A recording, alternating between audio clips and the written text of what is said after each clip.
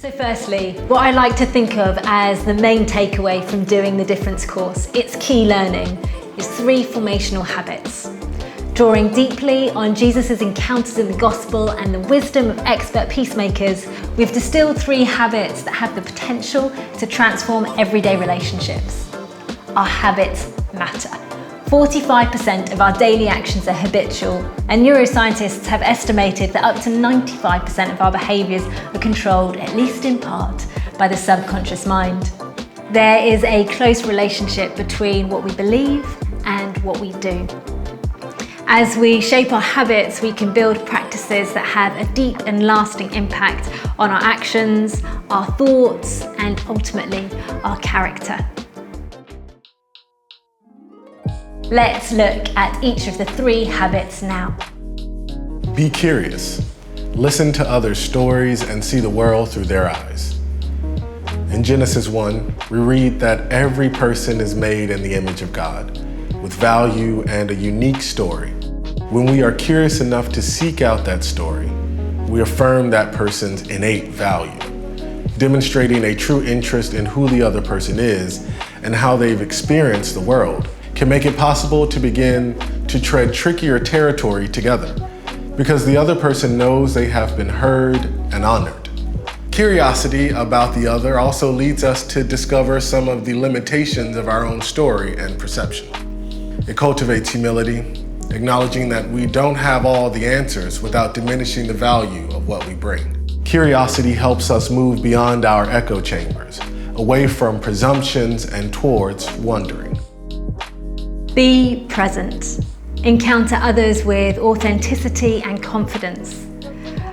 Our encounters are often the places we first notice complexity, division, and difference. Being present in encounters means showing up and sticking around. Making time for the other, dedicating our attention to them, and encountering them as they are.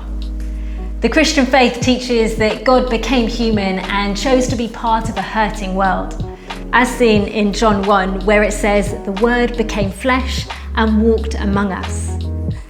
God's response to injustice and hurt is to step into the context in a totally new way, teaching us what it means to be present. Being present is about how we show up, not just the act of showing up.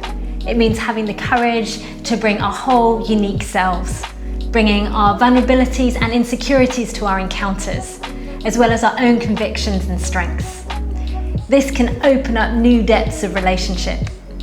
In times of disagreement or division, being present can help us dismantle dividing walls, moving away from hostility towards hospitality. Reimagine. Find hope and opportunity in the places where we long to see change. Our worlds are shaped by our imagination.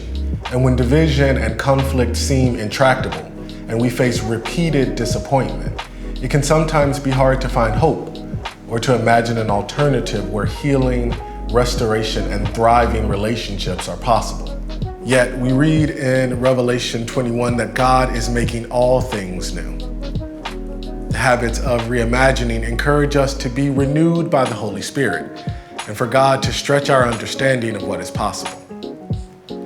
It is rarely a solo experience and often done in community. For relationships to be restored, the systems and structures with which we are familiar may need to shift in new and reimagined ways. Reimagining helps move us away from hopelessness towards creativity, courage, and renewal. Now, these habits aren't a 3-point plan where one habit follows another. There is no correct order in which to practice them, and each habit feeds into the others.